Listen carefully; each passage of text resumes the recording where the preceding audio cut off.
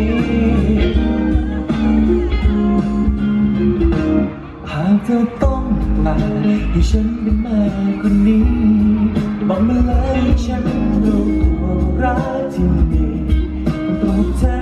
เหมือนกันอย่าให้ฉันเก็บไม่คิดเอาเองอย่างนี้เธอรู้ไหมท่าทีของเธอฉันไว้วันและสับสนเหลือเกินฉันไม่รู้และยังคงไม่แน่ใจรักไม่รักใจที่เธอต้องการแบบไหนมันยังคงไม่ชัดเจน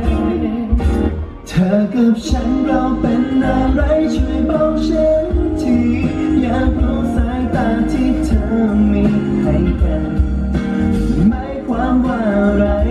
เป็นแค่เพียงอารมณ์อ่อนไหวที่คงหายไปหรือซ่อนความรักที่มีเอาไว้จะคิดยังไงกับฉันช่วยบอกฉันที